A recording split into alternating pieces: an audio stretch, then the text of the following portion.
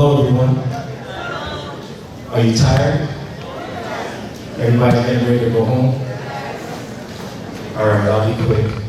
My name is Jermaine. I'm from the Canadian Mental Health Association in Peel. I work in mental health and addictions. I do some release from custody. I work with people that have severe mental health, coming out of jail, community stuff. So I'm gonna briefly do a mental health education with you. I just wanna represent my colleague, Jermaine. We work together here. She invited me here. This is a great organization that I can see it's doing a lot and it's impacting a lot of young people. So let me briefly go over mental health, what it is, and we're not gonna talk about it, but I'm gonna give you information. If you have any questions at the end, you can come and see me. Canadian Mental Health, our office is located at 7700 in Ontario, right across from the courthouse, the Brampton courthouse. So what is mental health? So mental health includes your emotional and your physical, social well-being. It can affect the way you think, the way you feel. It also determines how you handle stress. Is anyone good at handling stress? No? It's hard to handle stress. So, as human beings, we all suffer from some form of mental health. Amen? Everybody suffers from anxiety. Everybody has some sort of depression, feeling low, feeling sad from time to time. But that's not the issue. It becomes mental illness when your anxiety and your depression starts to interfere with your life. Amen? That's when mental health becomes an issue. It becomes an issue when you get so anxious that you can't go outside, or you're so depressed that you can't handle stress. All right? So that's when mental health becomes an issue. Are you with me so far? All right. I'm going to give you some stats, because we're dealing with children. Let me talk to you about some stats with young people. So as many as 1 in 5 youth in Ontario will experience mental health challenges. 1 in 5. More than 52% of youth aged 12 to 17 view their mental health definitely as a problem. So here's the question.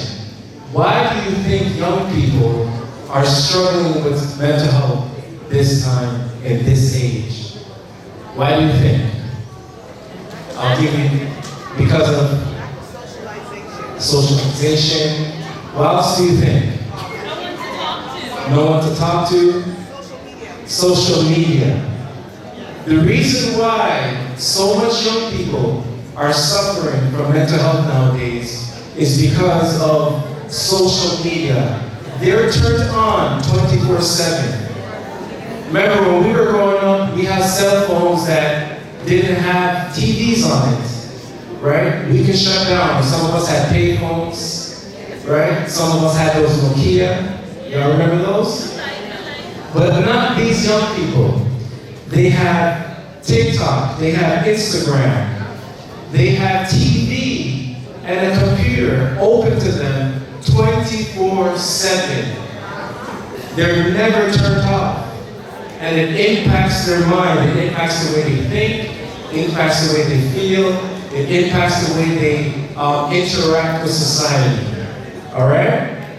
So I'm going to give you 3 factors of mental health, and I'm going to give you the details, and I'm going to also share with you some solutions of how to deal with these things. Amen?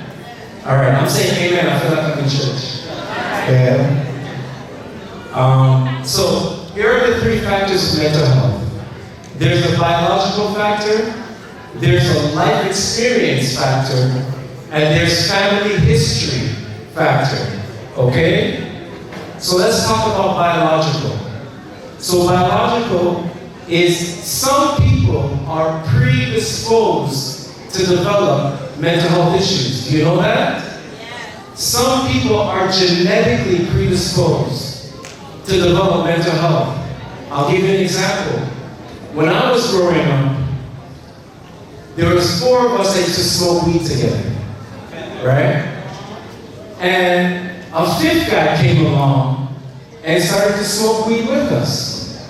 Do you believe when that number 5, that 5th guy, when he came along and started to smoke weed, within 3 months, he started to develop mental health issues. He started to talk to the walls. He started to talk to the bosses at his workplace. It sounds funny, but it's not funny. He was predisposed to develop mental health issues, okay? So, biologically, we all can't do the same thing. If you see someone, I'm talking to someone, I see some young people in here, if you see your friends drinking, it doesn't mean that you can go and drink too. If you see your friends smoking weed, it doesn't mean that you can also go and smoke weed. Because the way it affects them may affect you in a totally different way, right? You don't know how you're made up biologically until you try something and it triggers it, all right? So in my field, they say something like drug-induced psychosis. You ever heard of that word?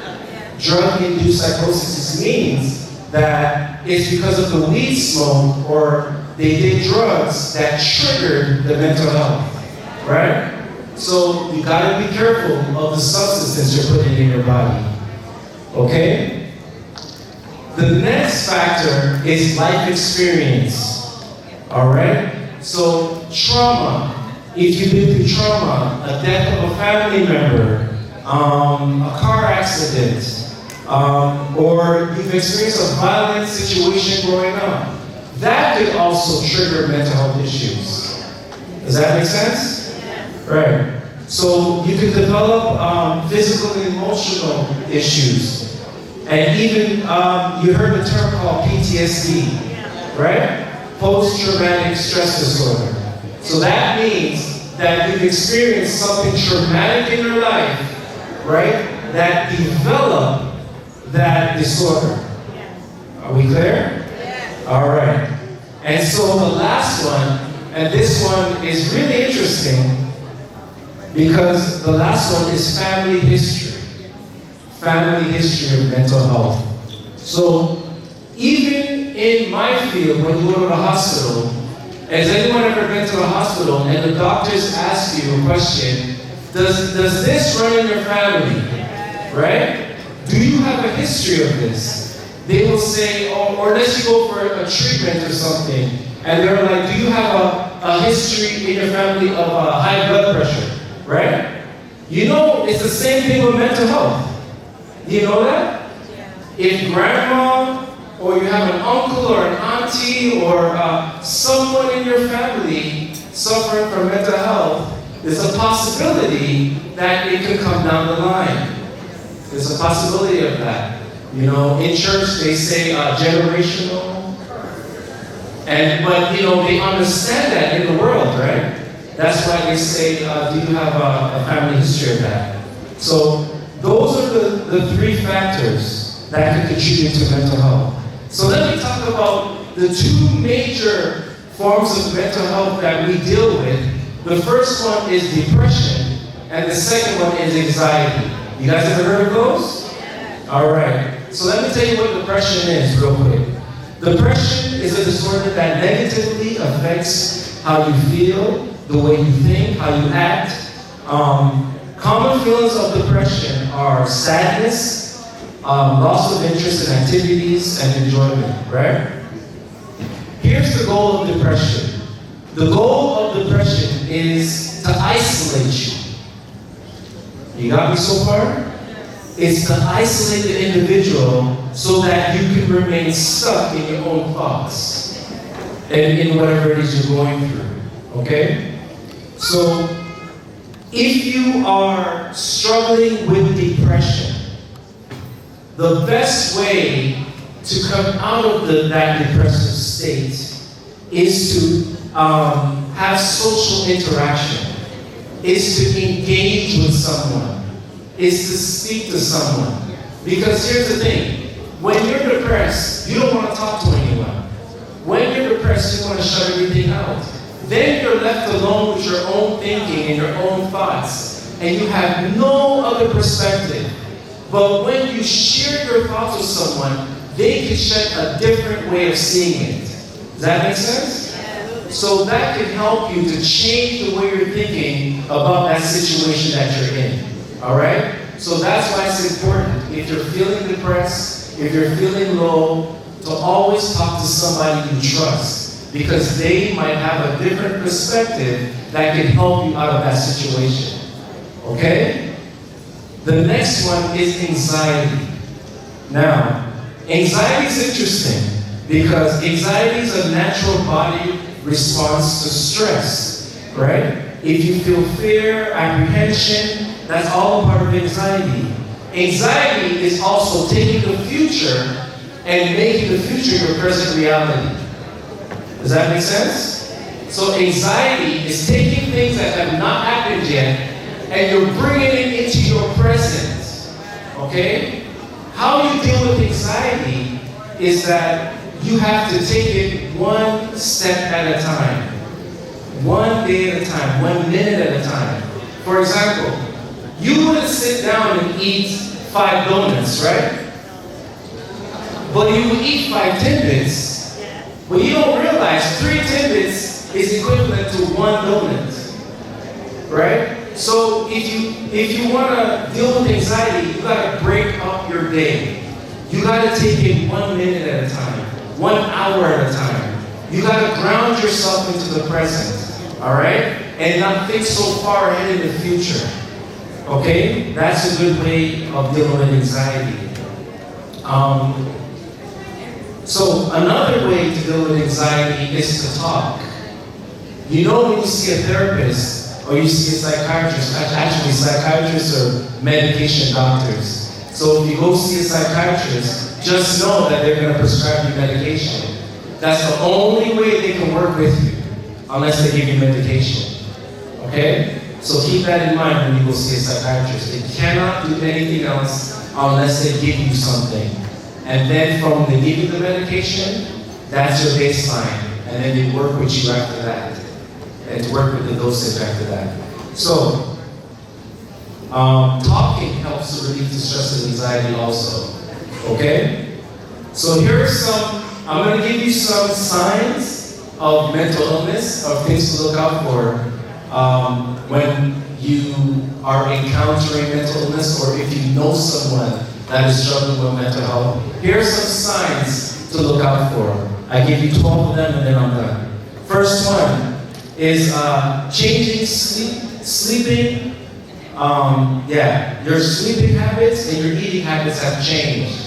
If you notice that your sleeping habits and you're eating more or eating less, that may be a sign that something is going on.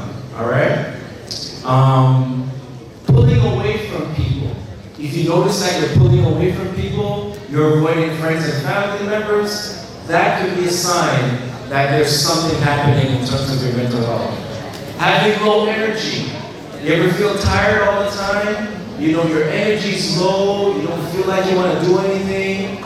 That's also a sign that you might be, something might be happening there in terms of your mental health. Feeling numb. You ever feel like nothing matters anymore? You feel numb, you feel like life, it just doesn't matter. That may be a sign. Drinking more often.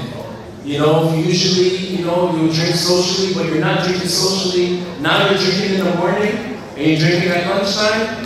That may be a sign that something's going on mentally. Or having frequent outbursts. Usually you're a calm person, and you're just lashing out on your friends and family. That's not a good thing. That may be a sign. Let's see, or for those of you who are in school, getting low marks in school, not really following through your grades, that could be a sign that something's going on. Nothing matters to you in life, you're losing the joy of life, that could be a sign. Last 3, experiencing frequent mood swings could also be a sign.